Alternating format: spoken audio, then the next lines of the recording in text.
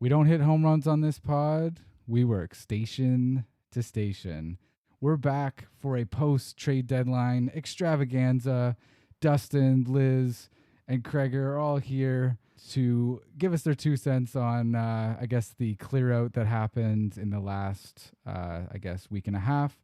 I was away. I wasn't here, but I got some tweets and I saw some messages, and then I got some surprises when I returned to work yesterday of players that have been moved off. So, Dustin, if you want to start, maybe some thoughts on the trade deadline and any of the particular moves that the most significant one or ones that perked your interest. Yeah, I mean, I think we've been fairly hard on Ross Atkins in recent months, and rightfully so. But for this trade deadline, I think I got to give him his flowers a little bit. I think this was a decent trade deadline for what it was. Not a complete, fire sale. He sold off guys that are on sort of expiring contracts. A couple surprises. Well, maybe not surprises for Liz. I think she called IKF there, but I was surprised by that one and a couple others. But on the whole, I think it was a pretty good haul, at least from what I'm hearing from people that know. Obviously, we're not talent evaluators, and all of these guys aren't going to turn out to be something, but some of them probably will. And from what I hear in terms of like the best trades, it seems like the Yusei Kikuchi was probably one of the best trades. I heard someone say that the Jake Bloss for Yusei Kikuchi, which was the first sort of initial rumor, was like, oh, wow.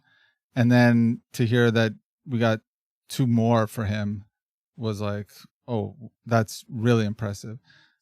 So, I think that was probably the most, impressive one. And I think the IKF one, from what I hear, is a pretty good haul as well for him. I mean, all of these guys, I mean, it's, for 2 months of a guy, and you're getting somebody that's going to bolster your farm system. And even if 3 or 4 of these turn out to be some sort of major league piece, then, I think that's pretty good. These are my hot takes. I am super stoked about our trade deadline, and I will just say this. Watching our post-trade deadline team, I love them so much more because I don't hate them. Half the time, I'm like, I don't know who that guy is, but he made a great catch. Love that for him. It's so fun to see instead of being like, oh, Kiermaier struck out again. We're paying him so much money. He's a babe, but that only can take you so far in this game we call baseball. So I'm having a blast watching our new team just kind of screw up everybody's playoff kind of contending chances. I'm delighted. Yeah, let's win against the Orioles. Let's win against some Yankees games. Like, fuck them. But I'm stoked with the trade. I think it was. I didn't think they'd go that ballsy in terms of trading. I did call they might trade IKF, but they went a little bit more deeper and ballsier than I thought they would with their trades, which I enjoyed. I felt like they had a direction and they were taking it rather than kind of playing it close and saying because our management is known to keep their guys. We like our guys, right? And I was really happy that they were able to get good returns. But that being said, I hate them. I think they should all be fired. Let's get rid of our management team. This was one good move. And then we have them in corners going, oh, shucks, we see we've done a bad job or we see things should be different. But where were you last year? That was more of a rant. There you go. That was awesome. Craig, I know there's one particular player that you're happy that won't be in a Blue Jays uniform anymore. So maybe expand on that. Are you talking about Varsho or Kiermaier? Well, Varsho didn't get traded, so we're talking about Kiermaier. So Craig's shit list is basically outfielders who can't hit. Yes, essentially, that's it. That's his shit list. Jays we love those, man. We got so many of those. We got too many of them. You know what I mean? Like, I'm just so glad to see Kiermaier go. I am, because my line now is always like, he was an out with a hat on. Like, it's a guaranteed out almost every time. I mean, I know the guy's a good fielder, but it only goes so far, right? Like, you got it. This is the big leagues. You can't hit 200. You know, when you have too many guys like that, you're not going to win many ball games. And that's the bottom line. As we've seen this year.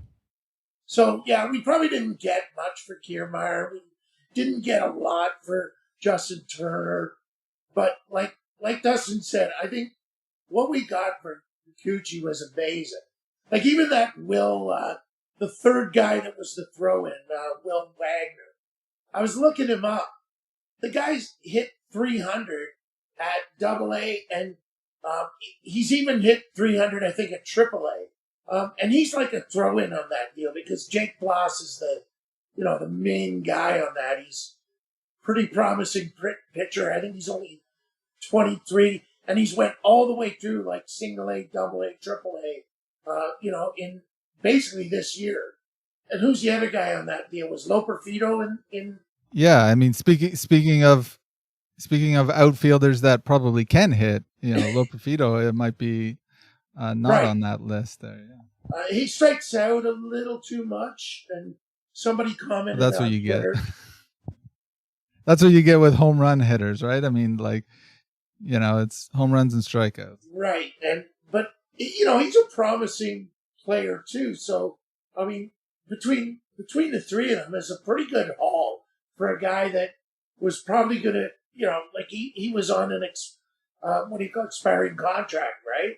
So I think Ross Atkins did as well as he could, given the circumstances. A lot of these guys are on the expiring contracts, and the team was going nowhere. So, and you know what? I was just in Buffalo. I don't know if I told you this, Al. I went down and saw the Bisons last weekend. Did you see any of these guys? Well, yeah. So, no.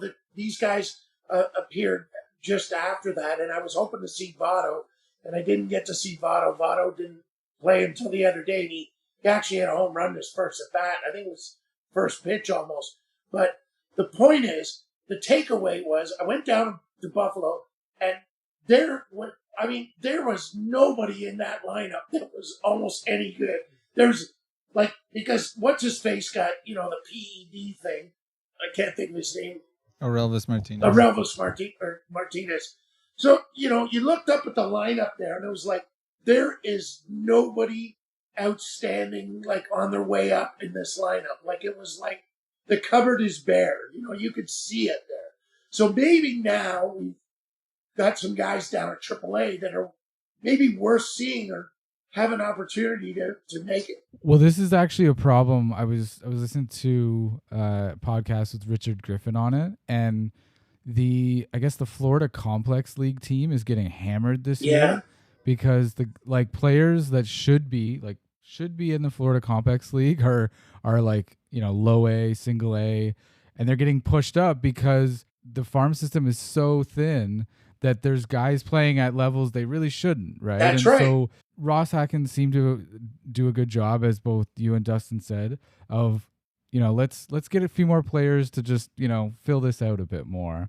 I noticed that you mentioned Wagner being a throw-in, and you know why? We lost Kevin Biggio, former major leaguer's son. We needed to add one back, right?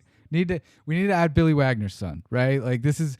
Add him back. Maybe Bo Bichette will resign. We'll just be the team of major leaguer son. Dalton Varsho, another major leaguer son, right? Like we're just, You know what? If you look back, I think we drafted Roger Clemens' son, and he ended up getting shipped off to some other team, and he's in somebody else's system.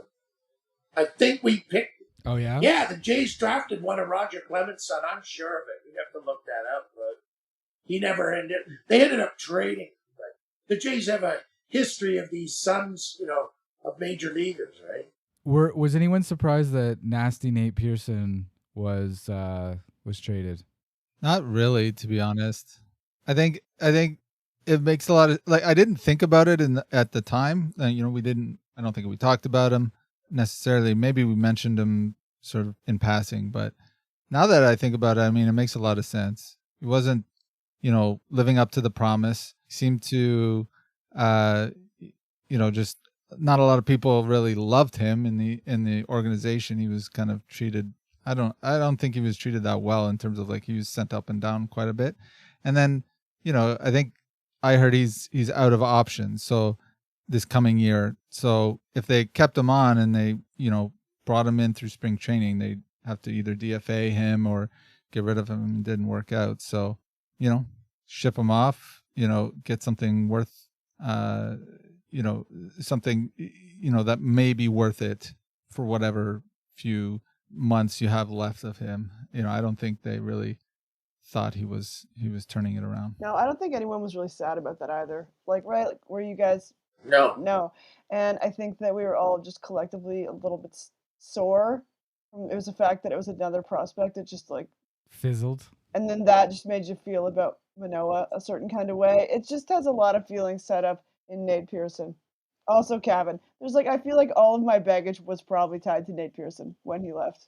Liz, I wondered have you come to grips with Danny Jansen being traded? Yeah, man. So I'm mad about that, but then I wasn't anymore. It's funny how it goes. I'm like, oh yeah, I'm not that mad anymore. When they kind of went a little bit all in the gutting of the team, I was like, okay, Danny's gone.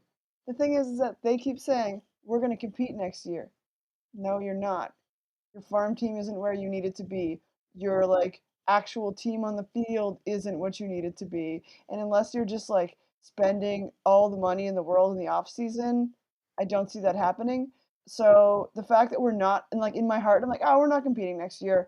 Maybe we can get, a younger, less injury prone. Sorry, Danny Jansen, I love you. A little bit more elite catcher. I was a bit amused by, I was reading some articles off of BlueJays.com, and Keegan Matheson, seems like a good writer, but because he's like the Blue Jays writer, he kind of has this certain, a lot of his articles are kind of like sales jobs almost. And they're talking about, in the article with Danny Jansen, it's, could be one of the best power hitting catchers in the game. And I'm like, I guess, right? If he could ever stay healthy. But the other thing is that they were musing about re-signing him, and I'm like, how many players get traded at the trade deadline and then come back to that team? I don't know. I just don't really see it.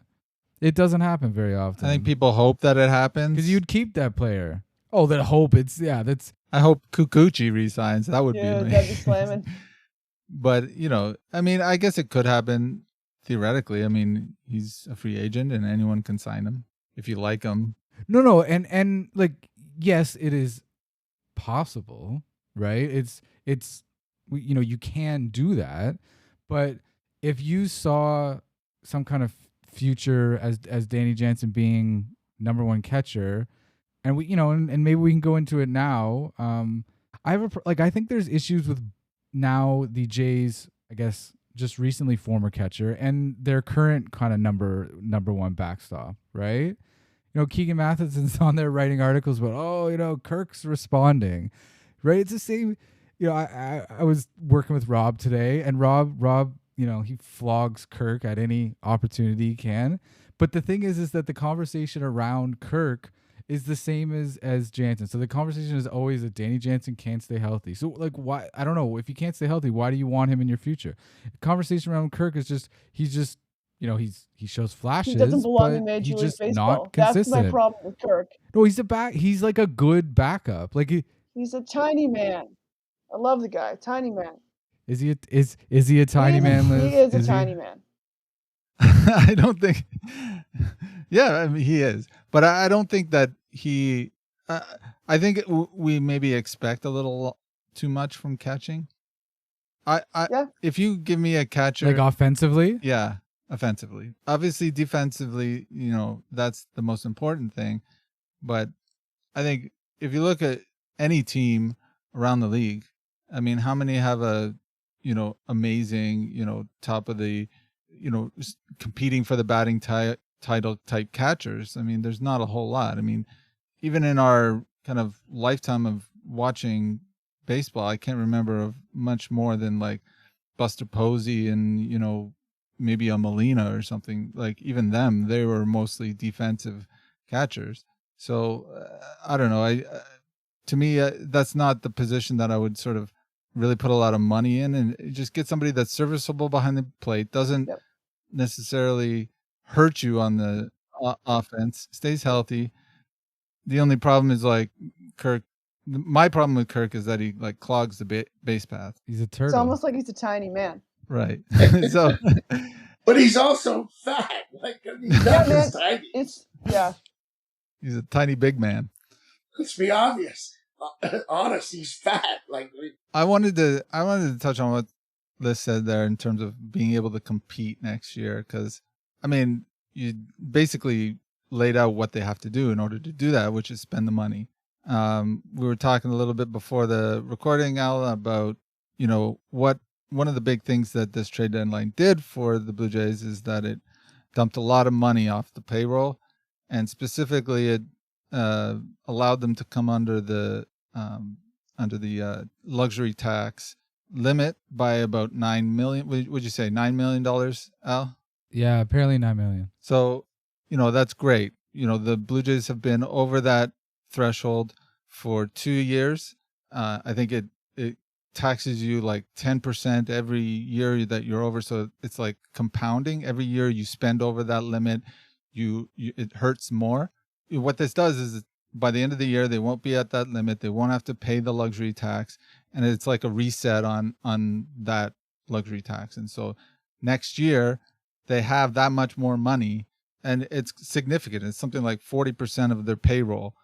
Like it would have been to pay in taxes, is now they don't have to pay that. And so theoretically they could roll that into some big signings and compete next year. I think if you had to look at it, they didn't like fire sale, right? They sold a lot of guys that are on expiring contracts, guys that, you know, like IKF and Trevor Richards and Nate Pearson that are, you know, may have a couple of years left, but, you know, are not irreplaceable. And then, you know, let's spend the rest of this year to see what kids can show what they got and can prove themselves. And then let's fill in where we want with some big money signings in the off season. I think this is a pretty good year for that. If I do remember. Yeah. Like by pretty good year, do you mean they're all Scott Boras? They're all Scott Boras clients again? Hopefully he's learned his lesson from last year in terms of. No, he hasn't. Well, no. we'll see. I'm not going to speculate about who they should sign or whatever, but I do think goal was achieved, right? From a certain perspective. Like as big of a swing and a miss as this past offseason was, and we're gonna go into that because we're gonna go into we thought it was bad, and I actually think it's even worse than we thought it was based on what we just saw, right? Like however many signings that came in that aren't gonna even last the season, right? And I can think of 3, right? I can think of 3 right now off the top of my head. But I think it's goal achieved. Get under the threshold. You know, move off any expiring contracts, and then, you know, we can all sit here and keep our fingers crossed and hope that there are some other players coming in. Like if you decide to trade Chris Bassett, that's another 20 million right there. Boom. Right? You're not going to trade George Springer. That doesn't really make any sense, unfortunately, for anybody. Like, because you would have to like pay part of his contract to get rid of him, and then, you know, you might as well just kind of keep him, I guess. But yeah, I think it was goal achieved right now, and then I think we wait and see how, you know, watch Addison Barger swing for the fences, right?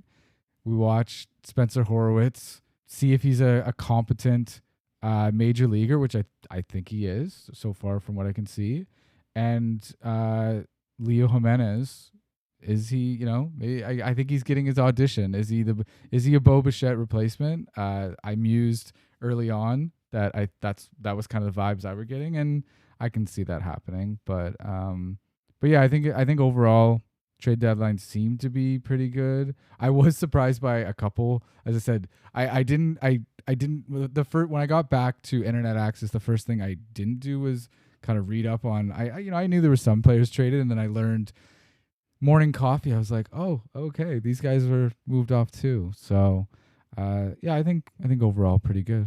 Any of the prospect you guys want to talk about? No, I'm weird. So I'll let you guys talk about the prospect. I hate talking about prospects because I've been hurt too many times. And from what I understand about baseball, really hard. And every time we bring up a prospect, we're like, yeah. And then they get lit up. And I'm just like, yeah. Then I'd like. Yeah, prospects will break your heart. I mean, you know, I'm not going to pretend to know anything about any of these guys. I mean, and there's a couple guys with some pretty interesting names. I'll say that. I like Joey Loperfido. That's a nice one. That'll roll off the tongue nicely. And there's one guy named Shrek. So that'll Yeah. be That's gonna be cool. good. We're gonna have a That'll good time with that. Yeah, that'll be a cool jersey to have. No, Liz is right. Liz is right about like the Toronto media has what's the word? They've talked up some of these guys, They hyped them. hyped them. Yeah. That's it. They hyped them. They- Addison Barger had a fucking video before he was even called up. Like Addison Barger. I know, but not Like, are you even him. kidding me? I'm older, so I go back to Aaron Sanchez. And Yep. when when they had those three guys at Lansing, they had Aaron That's Sanchez, not that long they ago. had Syndergaard, and this guy Nicolino, and they said all three of these guys, they hyped them up. Well, Sanchez, we just found out what happened to him this week. He's basically out of Major League Baseball now, and Nicolino never turned into anything on Florida. The Jays traded him, and Syndergaard had some success for a while, but he never really turned out to be a superstar stud, long term. And these guys were hyped like you wouldn't believe, back. And even Nate Pearson, right? Yeah. Liz is right. That guy was supposed to be the second coming of God pitching wise. And, and he just kind of flashed right out of, he was a flash in the pan, he never materialized. So we've had our hearts broken so many times on these guys. So I agree. And so many prospects that just don't turn out. So if any of these do, it'd be a miracle. And I don't know, but what are you going to do?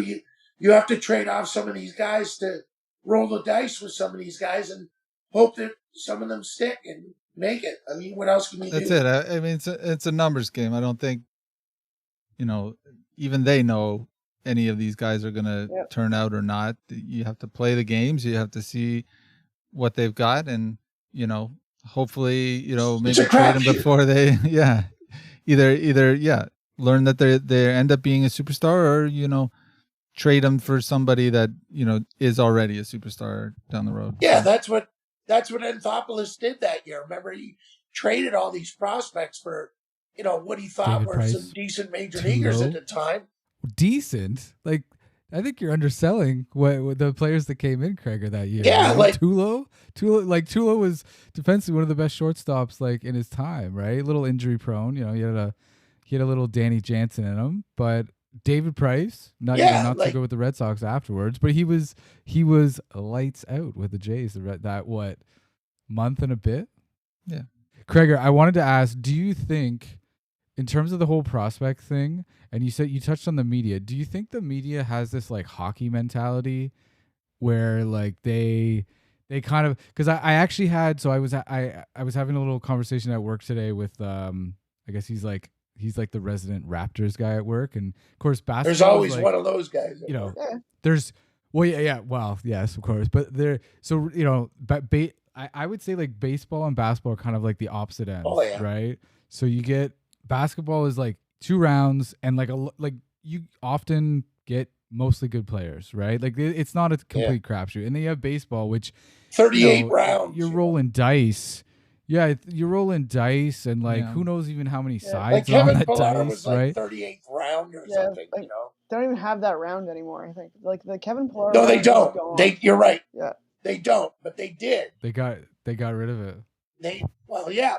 But hockey is somewhere in the middle, right? So you kind of get guys that you hope will come up and play, and I kind of wonder, because we're such a hockey heavy kind of media market, where they grasp on to the next I don't know what they grasp onto the next one the same way that they do with Leafs prospects. Yeah. And it's just not the same, right? Not the same. No, I think you're right.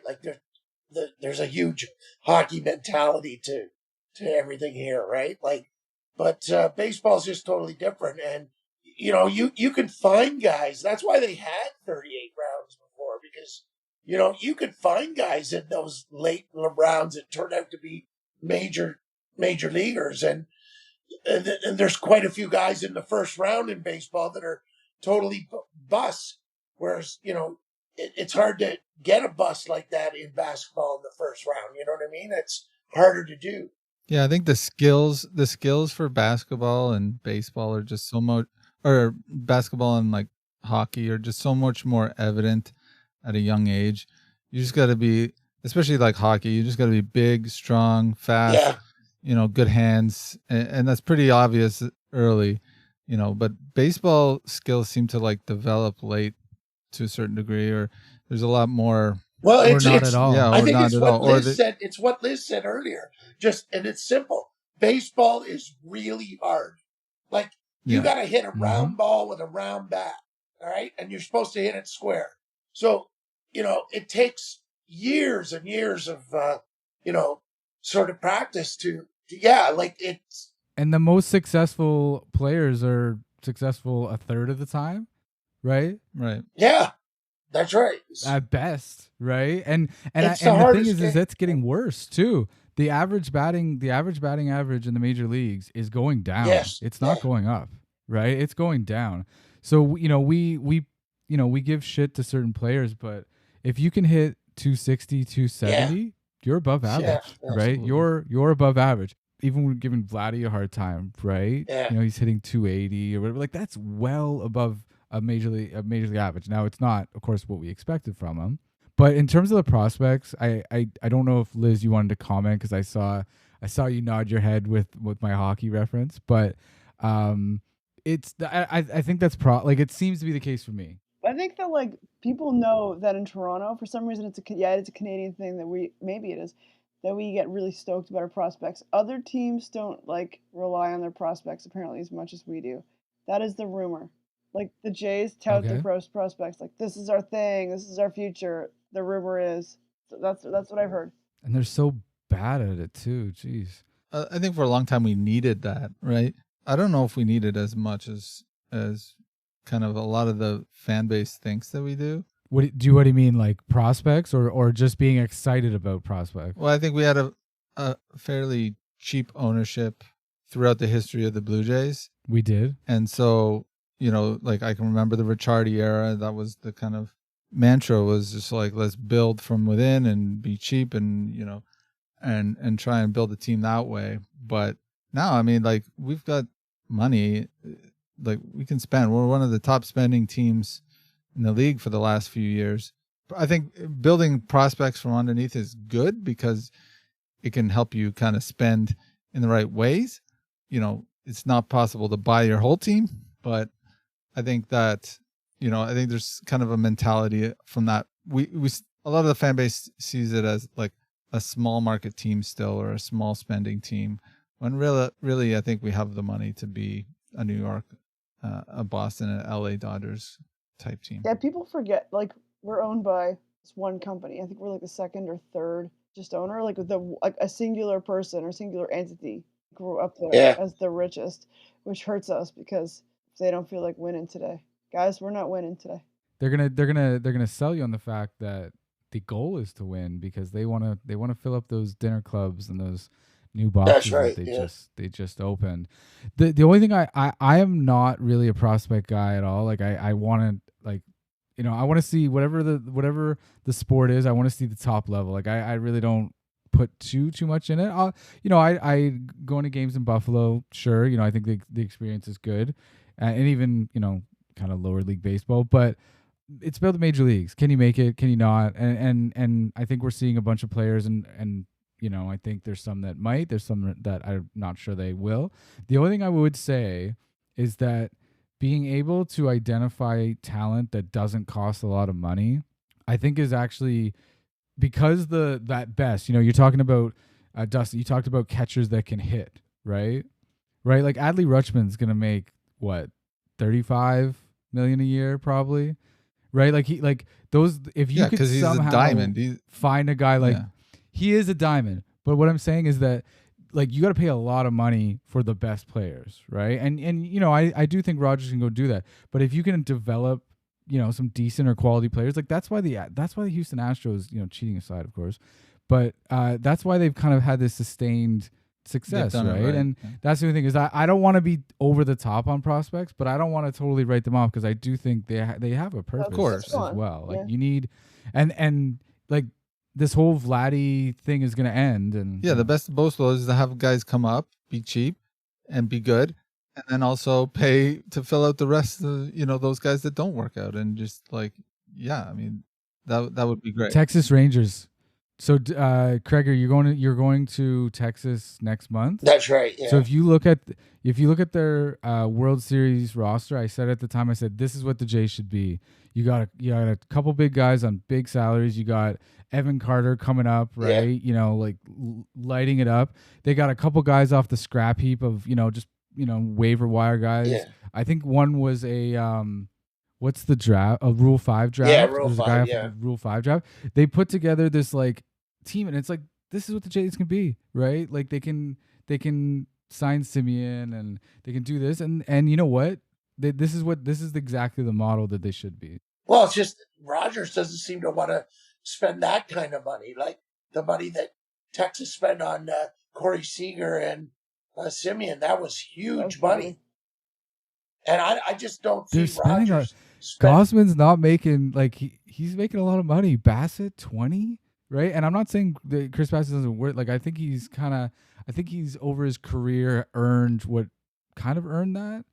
But there's a lot of guys making quite decent coin on the Jays. Kreger, I think Springer 25. Yeah, but right. I don't know, man. That money for Seager and Simeon was huge. It was huge. I was against that money. I was like, don't pay Simeon that money. He had one good year. He's old. Yes, he is the best looking Blue Jay that has ever played baseball, better looking than Kiermaier. But I was like, don't pay the money. Now I'm like, wish we paid that money. Probably should have paid money. He could have been our guy. He could have been the clubhouse leader and the on-field leader that we needed.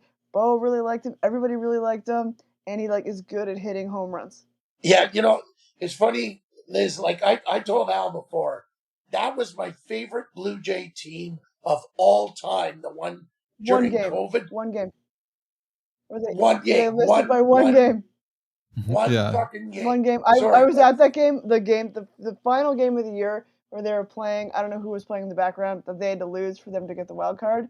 I just cried. I cried and cried and cried. Was that the one that Flair dropped in left field and oh my Bichette God went out to get it? And that was a playoff that was game. Playoff game. This is the one. Sorry, that was a playoff game. This is game. the one that was the Seattle. Final season game. We needed one win to be in the wild card. We had one against the Yankees that day, which was good. But I think we needed either the Nationals or somebody to lose for us. I don't remember who it was. Sorry, guys. Yeah. To get that spot, and they played it at the Dome. They played it on the screen.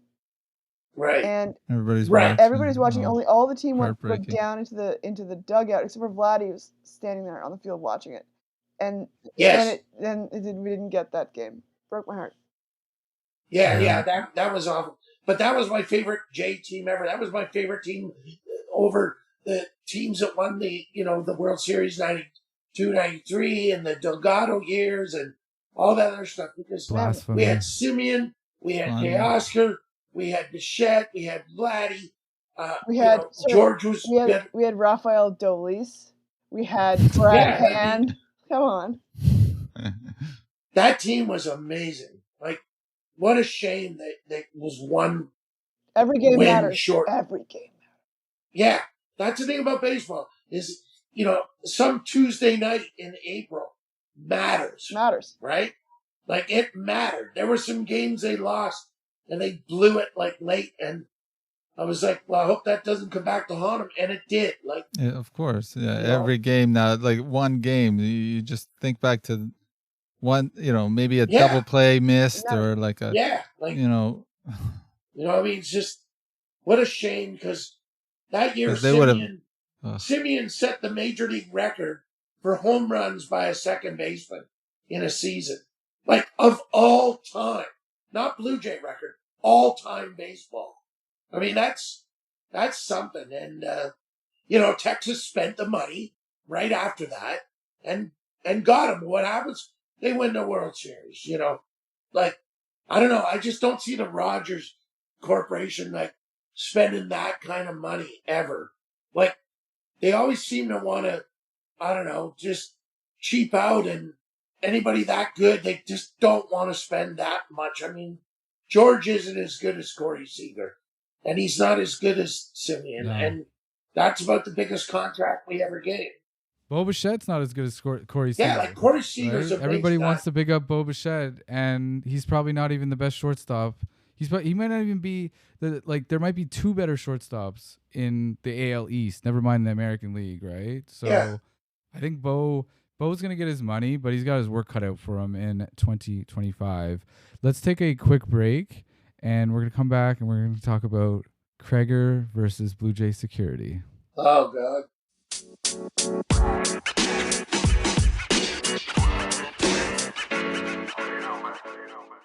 All right, Kreger, you have a famous, well, I guess, is it famous banner that you bring to games, and you had some issues. Was it a couple weeks ago? Yeah, I guess it was a couple of weeks ago. Yeah. Why don't you tell us about it? Well, it's just like we've had this banner. You know, our buddy Dave, that he made up this banner. It's sort of a tribute to Jerry. Well, it is a tribute to Jerry Howard, the longtime radio play-by-play guy, and those that are old enough will remember. He would say, "And there she goes," every time the ball was in the air. Kind of like how Buck says, what's his thing? Get up, ball. Get up, ball. Get up. Get up. Gone. Yeah. Yeah. So that was Jerry's thing, and there she goes. And so we made a banner that said that. We've been bringing it to home games for years. We've been bringing it on the road for years, and we never ever have a problem with this banner on the road in America. I could take it into anywhere. They don't even look at it half the time when I go through security in America. Like, I said, "You want to look at it?" They go, "Oh no, who cares?" In San Francisco, wherever. I was just there. But no, the no fun police at Toronto. You walk in the door, they go, "Oh no." They go through the bag like I'm going through Canada Customs or U.S. Customs. And, the guy looks at it. And usually that guy has got not too much of a problem with it. But it's when the supervisors step in. And in this case, it was Sarah from Blue Jay Security. And, she stepped in and said, "That's not coming in here today, sir." And I go, "Are you kidding me?" I actually said, "Are you effing kidding me?" And she goes, "Oh, now you're swearing." Now you're swearing. She goes, "You're not even coming in the building, buddy, because you're getting angry." And I go, "Well, I'm angry because I bring it in all the time." And she goes, "Well, I don't even think I'm going to let you in because we can't have angry fans in the stadium." That's what she said to me. Oh, those are the words. Yeah, right? yeah. She said that. Yeah. Everyone's got to leave then. Power tripping. Yeah, she goes, "You can't come in because you're angry." And I was like, "Okay, I'll calm down." And then she goes, "Well, you have to calm down before you come in." And oh my God, it was just unbelievable, right? And I go, "Okay, so you're not letting the banner in?" "Nope, we're not letting that in." "On what grounds?" She goes, "Well, it could disrupt somebody's fan experience." That was the answer I got. So I go, "Look, we only put this up during the home run. Like, it's not up during the game, like blocking people's view." No, and it's during the run, Yeah, the the trot. when they're circling the bases. That's right. Yeah, the trot, exactly, and it goes right back And it down. goes right back down. And I tried to explain this to Sarah, but she was having none of it. And so they ended up taking the banner away, and they, kept it at. Hold on, did you get it back? I did get it back. Yeah, they gave me Okay, good. Give me like a All coat right. check ticket for it.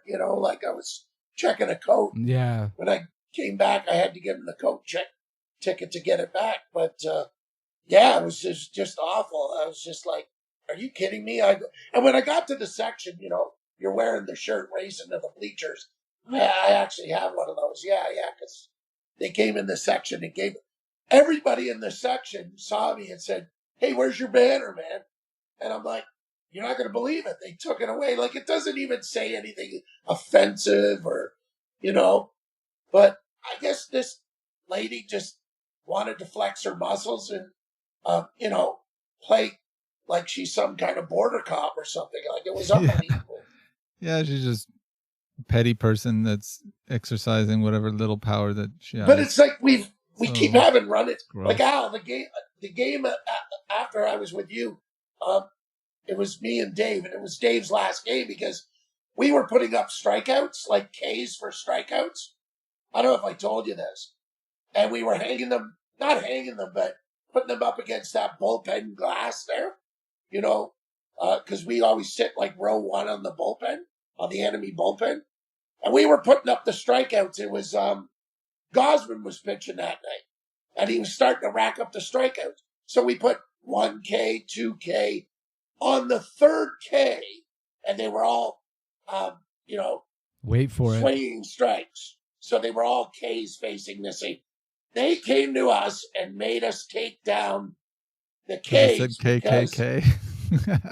Right, Yeah. because after 3 Ks, I'm not even making this up. This actually happened. He's not making this up. No. And the guy said, well, you can't put KKK. And I go, dude, there's 3 strikeouts. I go, it's nothing to do with KKK.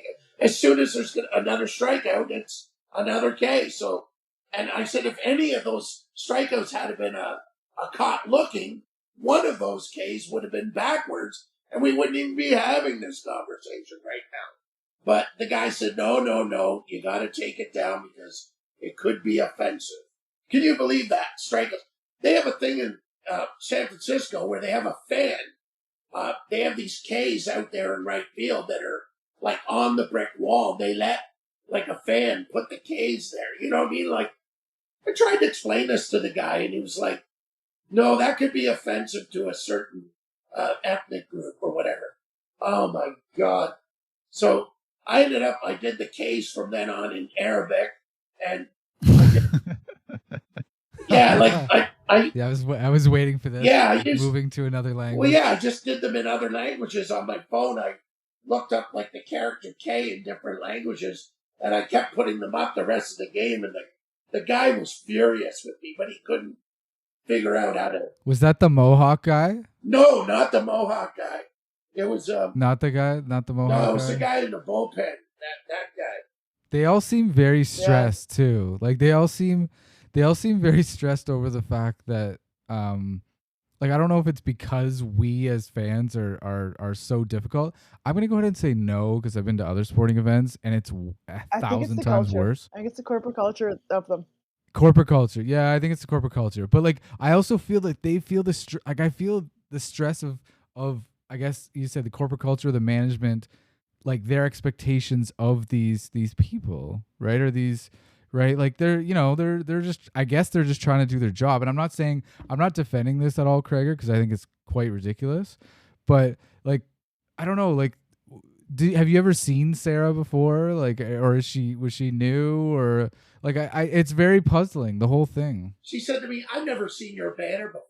And she goes, I work here all the time. And I said, well, if you haven't been here, I don't know how you've missed it. You can see it clear across the stadium. Like, like I've had ushers tell me they could see it from the other side of the stadium. And that's the design, right? So I that's don't know who she is or what, but like the point is, we never have this problem in America. And I don't know, like Liz, you've been to Cleveland, right? Like, yeah. I mean, you've been to a couple places, I'm sure, right? Like, it's just totally different. The vibe is different. When you go, the Rogers Center vibe, it feels like you're entering an amusement park rather than a ballpark. Really like buttoned up, very shiny, and and they make the baseball seem very far away. Right. From fans. Right. And it's just super strict. Like we don't have a problem with banners or shouting stuff or yelling stuff or I don't know. Like you would think that they would allow a certain amount of yelling there in the by the Jays not the Jays, but the enemy bullpen there. Like they even crack down on you for heckling the enemy bullpen. And they put the bullpens there accessible for a reason, for that purpose. Like that's what they said when they were doing the press promo for the stadium. Then when you go and do it, they jam you. They kick you out. Like when I go on the road, like when me and Dave were in Baltimore, Cleveland, Pittsburgh, all these places, they heckle the Jays bullpen pitchers like mercifully. Yeah, that's just the way it is. Like they get heckled really, really bad, and we should be able to do that back to them here. But Oh God, those guys in the bullpen, they're looking for any reason. Like you say the word, any sort of swear word, like, and these guys are like, they're going to throw you out. Yeah, swear word seems to be like when I was there, is like the line was you can say a lot, but the swear word was like the Yeah, but it's not like that in that was the Boston. It's line that not you like can't that in New cross. York.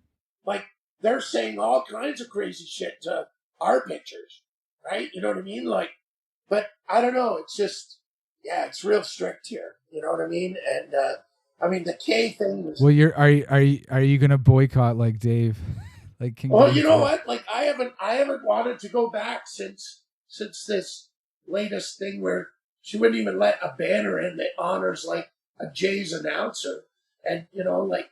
Yeah, that's wild. Like, and there, I got pictures of me and Jerry Howard with the banner out. Like, I could send that Yep, to the I've Jays seen and go, your employee's not even letting. They said, like, I understand if we're blocking people's view, like, all the time, but like, while the home run trot is on, I mean, that's not so bad. And nobody's ever complained. We've had that thing there all the time. Like, it's just keep bringing it. I'm Yeah, sure man. Sarah's not there every day. Jays aren't cool though. well, we'll see, but. No, Liz has confirmed, Kreger, that the Jays management are a bunch They're of not. dicks. Jay's not Everybody cool. in the front office, Jay's not cool. they're just I'm not, glad to hear that. they're not That's nice not people. From her because They're Yeah. exactly the type of management that would pull Brios in the wild card game. Yeah, It let's not permeates bring that one throughout back the up. entire organization. Yeah. We're gonna listen. It's gonna keep being dredged up until until we have Ross something to Atkins, celebrate and unceremoniously. Yeah. Well, that's why I like going on the road, right? Like Liz, you've been to Cleveland. Did you have a good time Dude, there? the best time in Cleveland. And Shaquille O'Neal DJ'd on the field after. DJ Diesel. And there was a fireworks show. And the cans of beer were the size of my face. And I could walk around with them after the game all over with my giant and continue to buy beers throughout the entire span, even after the game was over, waiting for Shaquille O'Neal to get on the field. Let's go. I know. It's just night and day to the experience that you have here. Like it is like every stadium in America pretty much has a fireworks show now on Friday nights. Yeah, fireworks Like, is awesome. You go Baltimore everywhere. Friday night, any stadium, fireworks show. The kids, they love it. Like if you have kids, little kids, you bring your kids to the ball game, they get a big kick. Or they have the camp out thing overnight where you camp out all night, like, pitch a tent in the field. Like they have all these cool things. I don't know. I guess the Jays do that. I think No, too. But Jays don't do that. They have some sort They of haven't run the overnight bases. camping thing. Yeah, my sister went to that one time when I was younger. I mean, maybe they don't have it now, but a few years ago. yeah, but America is like Liz said, it's just like the whole experience is so much. The food's better. Like they have way better food at the ball games. Most of these places in the States, like I don't know. Somebody on Facebook the other day said to me, "Hey, I'm coming to Toronto." Like one of the ballpark chasers, and they're like, "What food is good at the ball game?" And my response was, "Not much. It's pretty much all garbage." But I will say this: as much as I do love to shit on the stadium and the Blue Jays, we have when you leave the dome, you can find a party. You're like, oh, there's a bar there. There's something going on there. Somebody's having a party there. You leave downtown. Yeah. Yankee Stadium, no party. When you leave, what is it? Progress Field in Cleveland, there's not a party to be found. You got to go like a half an hour to find a party. So I will say that Toronto does have a night mode, which I appreciate. But yeah, Jays ain't fun. I think that's all the time we have. Kreger, when are you going to? What's your trip to Dallas? I think it's Texas. I think it's September 15th or something like that. It's a 3-game set. They're playing 2-night games and then getaway days the third game. So I don't know. I'm looking forward to this new stadium because I think it's kind of like I think they have a retractable roof, kind of a dome sort of thing there because of the heat, right? Like the heat in Texas. So yeah, it looks like a pretty cool stadium. And like Liz said, I'll have to check what the surrounding nightlife is around there. It'd be interesting because it's out in Arlington. It's not right in downtown Dallas. it's kind of like I don't know. It's kind of like a suburb. It's like Oakville or something. I don't know. It's just outside the city. Like, so I'll be interested to see what it's like around there. Liz, you have anything? I do. I have two things to plug. The first one is I put some more baseball cards up on eBay. Liz McGuire, username Liz McGuire, go Jays. As usual, I'll donate a portion to Holland Blueview Kids Hospital. I'm gonna sell like 10 of these, maybe. I hate selling baseball cards. Almost dying at the baseball game and then selling souvenirs is the worst. I don't like it. But that being said, thank you to Topps. The second thing I'm gonna plug is I got some kittens. I'm at my parents' farm right now in the Ottawa Valley. I got 4 kittens. They're a little bit wild. I'm sure they'll be less wild if you or someone you know wanted to give them a home. I got 4 no, I actually technically have 3 flavors of kittens. I got 2 orange ones, kind of a gray one, What? and and a black and white. Don't tell kitten. my wife. Don't say anything to my wife. kittens, man, Shush. and they're adorable. Wait a minute. Hold If you're a on. little closer, I might take one, but Hold on. You got an orange one? I got 2 orange kittens. you got 2 orange. I got 2 orange ones, and anyway, that's my kittens. That's me. That's what I'm plugging. Al, can you get a picture of one of these? Like, Send me a kittens? picture, Liz. I will forward pictures of kittens. I'm interested in an orange one. You have an orange male? I don't know. They won't. I don't know. Isn't it? It's hard to Yeah, I sex don't know, them man. when they're I got 2 orange cats. That's it. That's what I have. I'm interested in an orange one. Okay. All right. Orange ones are the best. Good. And rehoming cats on station to There station. we go. All right. Cats. Sweet. I knew I invited you guys on together, you know, like Well, I for- just for a lost reason. Al. You know, I just lost my orange cat last year. Cairo passed away, and I had to put him down. He was like 20. Okay, I'm interested. Al, can you get her info so I can see about this Yes, cat? I will Is that looking Connect. for- I'll Connect you. about I'll- cats. Let's connect. Kitty Connect jerseys. Let's go. Sweet. Dustin, can you plug our social media? Yes. Follow us on Twitter at pod S2S. And you can email us at station2pod@gmail.com.